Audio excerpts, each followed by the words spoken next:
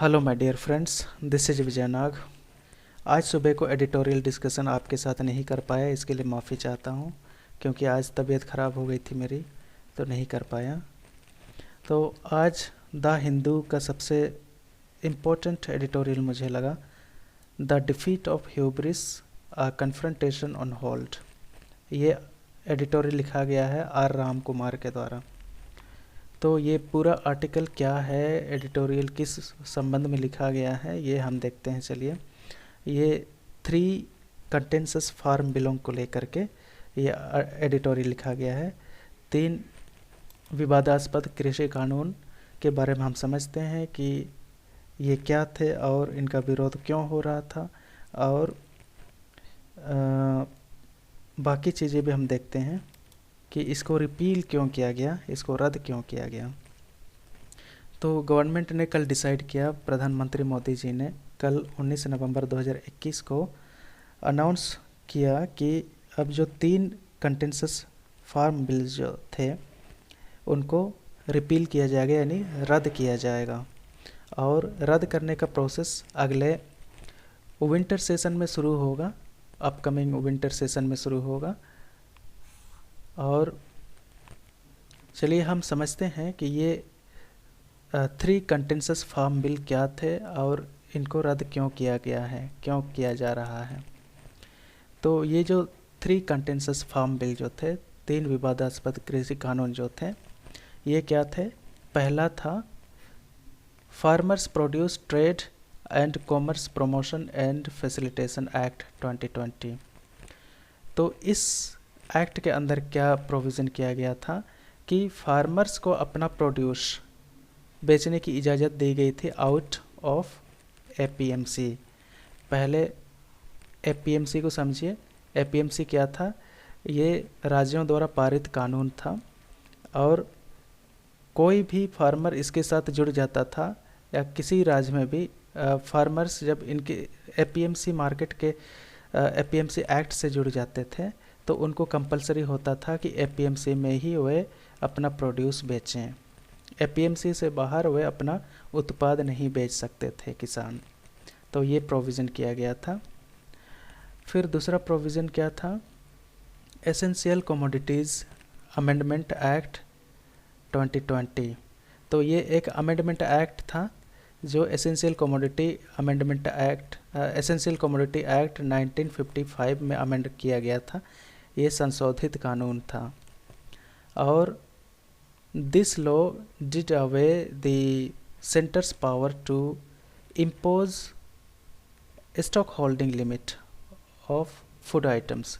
तो इसके अंदर क्या प्रोविज़न था कि सेंटर के पास एक फूड आइटम्स को, खाद्य पदार्थों को स्टॉक करने का पावर था, लेकिन अब इस कानून के अंदर ये पावर उनसे छीना गया था और केवल स्पेशल केसेस में ही, एक्सेप्शनल केसेस में ही, जैसे भुखमरी आ गई तो ऐसी स्थिति में ही सेंटर के पास अब फूड ग्रेन्स को स्टॉक करने का उनके पास प्रोविज़न आ गया था। मतलब सेंट्रल गवर्नमेंट के पास पावर था कि सिर्फ वे एक्स्ट्रा ऑर्डिनरी सर्कमस्टांसेस में ही फूड ग्रेन्स को स्टॉक कर सकती थी। और तीसरा कानून क्या था, farmers empowerment and protection agreement on price assurance and farm service act 2020। इसके अंदर क्या प्रोविज़न किया गया था, इसके अंदर ये प्रोविज़न था कि फार्मर्स अब कॉन्ट्रैक्ट फार्मिंग कर सकते थे। कॉन्ट्रैक्ट फार्मिंग का क्या मतलब था कि कंपनीज आएंगी और वे डायरेक्ट फार्मर से क्या करेंगी, प्रोड्यूस खरीदेंगी, और किस कीमत पर खरीदेंगी यह डिसाइड होता था सोइंग सीजन से पहले। मतलब सोइंग सीजन से पहले ही ये डिसीजन हो जाता था कि फार्मर्स को कितना प्राइस मिलेगा और कंपनीज कितना प्राइस देंगी। पहले ये प्रोविज़न नहीं था। जब एपीएमसी एक्ट था, अभी भी है, एपीएमसी एक्ट के अंदर ये प्रोविज़न नहीं है। फार्मर्स सिर्फ एपीएमसी को अपने प्रोड्यूस बेच सकते थे, और जो कंपनीज थी, जो भी कॉन्ट्रैक्टर होते थे, वो एपीएमसी मंडी के थ्रू ही अनाज खरीद सकते थे, फसल खरीद सकते थे। तो ये प्रोविज़न था। लेकिन ये जो एक्ट था 2020 का, ये एक्ट फार्मर्स को अलाउ करता है कि वे डायरेक्ट कॉन्ट्रैक्टर्स को अपने प्रोड्यूस बेच सकते थे। ठीक है, तो ये था। लेकिन इसको समझने से पहले हमें एपीएमसी को समझना पड़ेगा कि एपीएमसी एक्चुअली है क्या। एपीएमसी का फुल फॉर्म होता है agricultural produce market. A for agricultural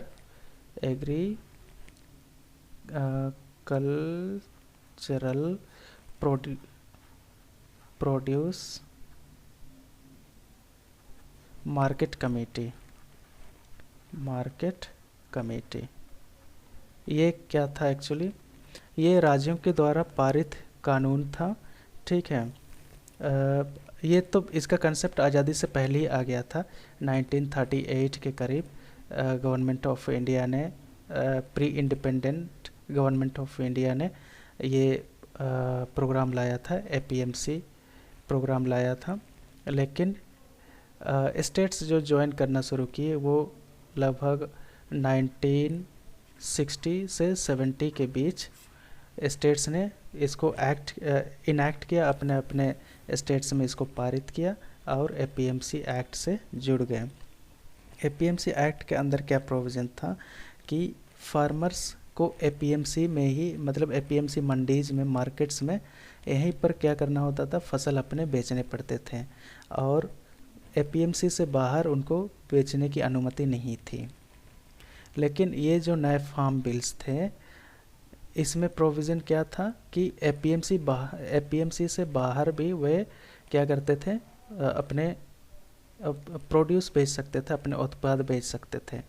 APMC के अंदर प्रोड्यूस बेचने का हानि भी होता था और फ़ायदा भी होता था। फ़ायदा क्या होता था कि उनको एक प्राइस मिल जाता था और मतलब उनको चिंता नहीं होती थी कि मेरे जो प्रोड्यूस हैं, उत्पाद हैं, वे बिकेंगे कि नहीं बिकेंगे, इसकी चिंता नहीं होती थी। वे जब भी एग्रीकल्चरल प्रोड्यूस मार्केट कमेटी के अंदर चल रही मंडीज में जाते थे तो उसमें उनका फसल आराम से बिक जाता था, उनके अनाज आराम से बिक जाते थे और अच्छा खासा प्राइस भी मिल जाता था। ठीक है, और फिर जब नए कानून आए और इसमें एपीएमसी में तो कॉन्ट्रैक्ट फार्मिंग का कोई प्रोविज़न नहीं था। हालांकि 2017 में गवर्नमेंट ने मॉडल एक्ट लेके आया था, मॉडल फार्म एक्ट लेके आया था, जिसमें बहुत सारे प्रोविज़न किए गए थे, जैसे कॉन्ट्रैक्ट फार्मिंग का भी प्रोविज़न था। अब कॉन्ट्रैक्ट फार्मिंग की व्यवस्था एपीएमसी में नहीं थी। कॉन्ट्रैक्ट फार्मिंग, जैसे मैंने आपको बताया है कि कोई भी फैक्ट्री या फिर कोई भी कंपनी फार्मर्स के पास डायरेक्ट आ सकता था और फिर वहाँ से फसल खरीद सकता था, या फिर पहले ही कॉन्ट्रैक्ट हो जाता था, सोइंग सीजन से पहले कॉन्ट्रैक्ट हो जाता था कि मैं आपसे इस कीमत पर फसल खरीदूँगा और फिर बाद में उसी कीमत पर मैं आपसे सारे फसल खरीद लूँगा। ये मतलब प्राइस पहले डिसाइड हो जाता था और बाद में उसी कीमत पर फार्मर्स से वो फूड ग्रेन्स खरीद सकते थे। चलिए, ये एपीएमसी के बारे में था। अब फार्मर्स इसका विरोध क्यों कर रहे थे, नए कानूनों का विरोध क्यों कर रहे थे? पहला रीज़न तो था कि उनको डर था कि एपीएमसी वीक हो जाएगा और वीकन द एपीएमसी। जो नए कानून थे, नए 3 कानून थे, वे एपीएमसी को कमज़ोर बनाएंगे और एपीएमसी जब कमज़ोर हो जाएगा तो हमें वो प्राइस नहीं मिल पाएगा जो एपीएमसी से मिल रहा है। तो ये सबसे पहला डर था। दूसरा डर भी यही था कि जब एपीएमसी कमज़ोर हो जाएगा तो हम अपने फसल भी पता नहीं बेच पाएंगे कि नहीं बेच पाएंगे, और एपीएमसी से बाहर कितना पैसा मिलेगा, फसलों का उचित दाम मिलेगा कि नहीं मिलेगा, इसका भी डर था लोगों को। फिर दूसरा रीज़न क्या था? they would lead to inadequate demand of their produce in local market। पता नहीं लोकल मार्केट में ये फसल बेचते हैं किसान, तो वहाँ पर उनको सही डिमांड मिलता कि नहीं मिलता, क्योंकि एपीएमसी में तो बिक ही जाता था, इसमें कोई डर नहीं था उनको। लेकिन एपीएमसी से बाहर जब लोकल मार्केट्स में बेचेंगे, फ्री मार्केट में बेचेंगे, पता नहीं उनको उतना कीमत मिलेगा कि नहीं। सपोज सप्लाई बहुत ज़्यादा हो गया, फूड ग्रेन्स की सप्लाई बहुत ज़्यादा हो गई मार्केट में, तो प्राइस तो गिरेगा ही गिरेगा। तो इसका डर था किसानों को, इसलिए वह एपीएमसी, उनको लगता था कि जो नया कानून है वह एपीएमसी को डाइल्यूट करेंगे, इसको ख़त्म कर देंगे, इसलिए विरोध कर रहे थे। फिर तीसरी चिंता क्या थी कि एमएसपी की चिंता हो रही थी। एमएसपी क्या है? एमएसपी एक्चुअली ये मिनिमम सपोर्ट प्राइस है। मिनिमम सपोर्ट प्राइस मतलब गवर्नमेंट देती है, ये गवर्नमेंट के जो द्वारा ये दिया जाता है मिनिमम सपोर्ट प्राइस, ठीक है। मिनिमम सपोर्ट प्राइस क्या होता है कि फार्मर्स को नुकसान से बचाने के लिए मिनिमम सपोर्ट प्राइस में गवर्नमेंट फार्मर से फूड ग्रेन्स लेती है, ख़रीदती है। जितना प्रोड्यूस होता है सरकार सारा का सारा food grains minimum support price पे लेती है।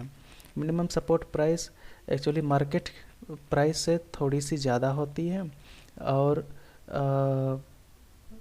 जो फार्मर्स का जो प्रोडक्शन कॉस्ट होता है उसका लगभग 50% होता है, मतलब 50% ज़्यादा होता है, ठीक है। सपोज प्रोडक्शन कॉस्ट मतलब उत्पाद कीमत अगर 100 रुपया है, मतलब फार्मर्स को उत्पादन में 100 रुपये का खर्च हुआ, तो मिनिमम सपोर्ट प्राइस कितना रहेगा? ये 200 रुपया रहेगा। 200 रुपया में फसल खरीदेगी। अगर फार्मर्स का 100 रुपया में फसल उगाने में खर्च हुआ है तो गवर्नमेंट 200 रुपये में खरीदेगी। तो ये मिनिमम सपोर्ट प्राइस कहलाता था। जिस कीमत पर सरकार खरीदती है फसल किसानों से, वह था मिनिमम सपोर्ट प्राइस। और मिनिमम सपोर्ट प्राइस कैसे डिसाइड होता था? मिनिमम सपोर्ट प्राइस डिसाइड होता था A2 प्लस FL पर। अब इसको समझिए, A2 प्लस FL क्या है? A2 मतलब होता है कि फार्मर्स को जितना प्रोडक्शन में, प्रोडक्शन कॉस्ट है ना, फार्मर्स को प्रोडक्शन में जितना पैसा लगा वो प्रोडक्शन कॉस्ट। क्या क्या हो सकता है प्रोडक्शन कॉस्ट? या तो फार्मर्स ने उधार लिया होगा, ठीक है, उधार लिया होगा, या फिर फार्मर्स ने कुछ लेबर्स भी तो लगाए होंगे। एक तो बोरोइंग, ठीक है, बोरोइंग। फिर लेबर का खर्च भी तो है प्रोडक्शन में। फिर ज़मीन भी लीज में लिया होगा। फिर इरिगेशन का खर्च जोड़ेगा, इरिगेशन। फिर फर्टिलाइजर्स का खर्च जोड़ेगा, फर्टिलाइजर्स। तो ये सारी चीज़ों को मिला के, या बोने के लिए, बीज खरीदने के लिए भी तो पैसा उनको चाहिए होगा। तो ये सारी चीज़ों को मिला के बनता है A2, ठीक है। A2 ऐसे आएगा। और FL का मतलब क्या होता है? Unpaid labour, family labour. ये होता है अनपेड। अनपेड मतलब फैमिली के मेंबर्स को, अनपेड फैमिली लेबर। फैमिली के जो लोग हैं, परिवार के जो लोग हैं, उनको तो हम पे नहीं करेंगे ना। अगर कहीं पे काम कर रहे हैं खेत पे, तो फैमिली के लोगों को तो हम पे नहीं करेंगे। तो ये अनपेड फैमिली लेबर, तो इनका भी कॉस्ट जुड़ जाता था MSP तय करने में। तो MSP कौन तय करती थी? MSP तय करती है CACP।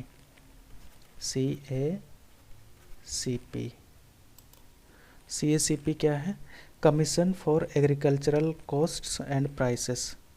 क्या है? Commission for agricultural costs and prices. तो इसके द्वारा तय किया जाता है, और ये लगभग 50% मोर देन प्रोडक्शन कॉस्ट ये लगभग होता है। तो MSP आपको पूरी तरह समझ में आ गया होगा। तो फार्मर्स के यही डर था कि नए कृषि कानून जो आए हैं वो MSP को ख़त्म कर देंगे, क्योंकि उनको फसल बाहर बेचना होता था, कॉन्ट्रैक्ट फार्मिंग करनी होती थी, है ना। पहले ही कोई फैक्ट्री और किसान के बीच कॉन्ट्रैक्ट हो जाता था। तो इससे जो है MSP ख़त्म हो जाएगी, क्योंकि कॉन्ट्रैक्टर पता नहीं इतना पैसा देंगे कि नहीं जितना पैसा गवर्नमेंट देती है फार्मर्स को MSP के अंदर। तो इतना प्राइस पता नहीं कॉन्ट्रैक्टर से मिल पाएगा कि नहीं, इसका भी इनको डर था। तो ये सारी चिंताएं थी। अच्छा, यहाँ पे और एक चीज़ का जिक्र करना ज़रूरी है कि एपीएमसी आखिर शुरू क्यों हुआ था। एपीएमसी शुरू इसलिए हुआ था ताकि जो फार्मर्स हैं उनको मनी लेंडर से बचाया जा सके। मनी लेंडर कौन होते थे? मनी लेंडर जो फार्मर्स को पैसे देते थे, उनको जब बोरोइंग की ज़रूरत पड़ती थी, उनको पैसे की ज़रूरत पड़ती थी फसल उगाने के लिए, तो सोइंग सीजन में उनको खूब मनी की रिक्वायरमेंट होती थी। क्योंकि तब आप जानते होंगे कि आज़ादी से पहले या आज़ादी के बाद पोस्ट इंडिपेंडेंट पीरियड में क्या था कि फार्मर्स के बाद पैसे नहीं होते थे, उनके पास ज़मीन भले होती थी लेकिन पैसे नहीं होते थे, तो वे बैंकों को अप्रोच कम करते थे और मनी लेंडर से ही वे पैसे लेते थे। क्योंकि बैंक्स में बहुत सारे कानून वगैरह होते थे, तो इसलिए उन कानूनी झमेलाओं से बचने के लिए ये क्या करते थे, मनी लेंडर से पैसे लेते थे। और मनी लेंडर उसके बदले क्या करता था, इंटरेस्ट भी अच्छा खासा वसूलता था, और इंटरेस्ट अगर फार्मर्स चुका नहीं पाते थे तो उनसे बहुत ज़्यादा मात्रा में फूड ग्रेन्स ले लेते थे। तो इसलिए बाद में सरकार ने सोचा कि ये ठीक नहीं है, क्योंकि फार्मर्स का एक्सप्लॉयटेशन हो रहा है, तो हम एक एपीएमसी बनाते हैं। एपीएमसी के अंदर ये प्रोविज़न किया जाएगा कि फार्मर्स को अच्छी कीमत मिलेगी और वहाँ पर फसल के बर्बाद होने की संभावना नहीं रहेगी, एक्सप्लॉयटेशन की संभावना नहीं रहेगी। लेकिन बाद में क्या हुआ, एपीएमसी जब बनी तो उसमें भी बहुत सारे बिचौलिए पैदा हो गए। अब फार्मर्स को, बिचौलियों को भी पैसा देना होता था। बिचौलियों को एपीएमसी का लाइसेंस मिलता था, और जब वे फार्मर्स के कॉन्ट्रैक्ट में आते थे, कॉन्ट्रैक्ट में, तो फार्मर्स को उनको फ़ी चुकाना पड़ता था, फ़ी देना पड़ता था। फिर वो बिचौलिए क्या करते थे, ट्रेडर से भी फ़ी लेते थे, क्योंकि ट्रेडर से भी कहते थे कि हमने आपके लिए फसल अरेंज किया है फार्मर से, तो उनसे भी पैसे ले लेते थे। तो मल्टीपल टाइम्स पैसे लेते थे बिचौलिए। तो बहुत सारे जगह पे एक तो लाइसेंसिंग फ़ी लगती थी, बिचौलियों का फ़ी लगता था, ट्रेडर्स अलग फ़ी लेते थे। तो बहुत सारी चीज़ें यहाँ पे भी गड़बड़ चल रही थी। तो इसीलिए सरकार ने सोचा कि अब एपीएमसी को कमज़ोर करने के लिए, मतलब डायरेक्टली ये नहीं कहना चाहिए, लेकिन इनडायरेक्टली सरकार का मोटिव यही था कि अब धीरे धीरे एपीएमसी को ख़त्म किया जाए और फिर एक फ्री मार्केट सिस्टम डेवलप किया जाए धीरे धीरे। तो ये मोटिव था। चलिए देखते हैं, तो फार्मर्स क्यों विरोध कर रहे थे ये तो मैंने आपको समझा दिया है पहले वाले स्लाइड में, इस स्लाइड में। अब देखते हैं कि अब बात क्यों इतनी आगे बढ़ी, कैसे कैसे आगे बढ़ी, कैसे कैसे डेवलपमेंट हुआ। तो chronological development of the farm laws देखते हैं। देखिए सितंबर 2020, ये साल था 2020, सितंबर का महीना था, जब जो 3 कंटेंसस फार्म बिल्स जो थे वह पार्लियामेंट से पास हो गए। ठीक है, इसके बाद प्रेसिडेंट की स्वीकृति भी मिल गई। इसके बाद प्रोटेस्ट शुरू हुआ। ठीक है, फार्मर्स ने प्रोटेस्ट शुरू कर दिया, और रीज़न क्या थे, रीज़न मैं आपको बता चुका हूँ। इसके बाद जनवरी 2021 में सुप्रीम कोर्ट ने इंटरवेंशन किया और कहा कि अभी फार्म बिल्स को इम्प्लीमेंट मत करो। ठीक है, फार्म बिल्स को इम्प्लीमेंट मत करो, सरकार से कहा, और फिर एक कमेटी अपॉइंट कर दी ये चेक करने के लिए कि क्या ये 3 कानून जो हैं, 3 कृषि कानून जो हैं, क्या ये एक्सप्लॉइट करते हैं किसानों का। तो इसको जांच करने के लिए एक कमेटी गठित की। इसके बाद नवंबर 2021 में बहुत ज़्यादा प्रेशर आया और प्रधानमंत्री ने इसे क्या कर दिया, अनाउंस कर दिया, रिपील करने के लिए, रद्द करने के लिए अनाउंस किया। तो ये सारी घटनाक्रम थी।